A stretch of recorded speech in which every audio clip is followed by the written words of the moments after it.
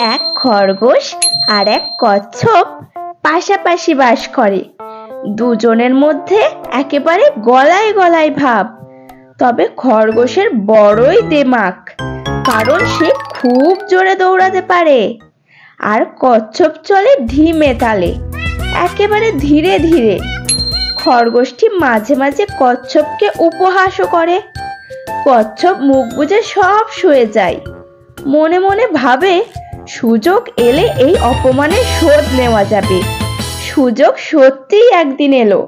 খরগোশ রোজকার মতন কাছিমকে উপহাস করলো, বলল, চল আমরা দৌড়ের প্রতিযোগিতা করি, দেখা যাক কে জেতে আর কে হারে। রাজি আছিস? কচ্ছপ বলল, রাজি হতে আর দোষ কি, খেলায় হার জিত তো আছেই। হো হো করে হেসে উঠল খরগোশ, তুই দৌড়াবি আমার সঙ্গে? বলিহারি তোর সাহস। ব্যাপারটা ছিল সত্যিই হাস্যকর। খরগোশের সঙ্গে কাছিমের দৌড় প্রতিযোগিতা, তবুও আয়োজন হলো।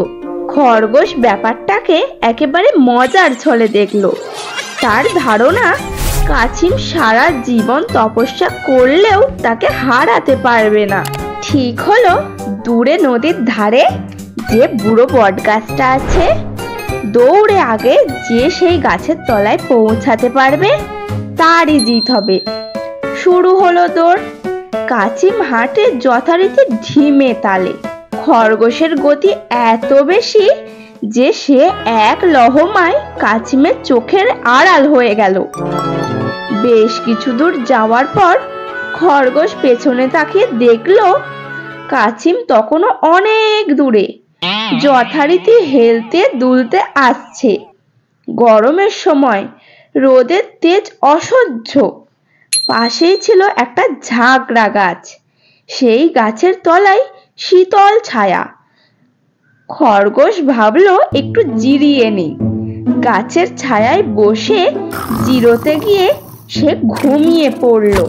কচ্ছপ হাঁটছে তো হাঁটছেই, রোদের তাপ সহ্য করে সে এগিয়ে চলল নিজের গতিতে। যেইভাবেই হোক সে বটগাছের তলায় যাবেই। হঠাৎ খরগোশের ঘুম ভেঙে গেল। চোখ মেলে তাকিয়ে দেখলো বেলা পড়ে এসেছে।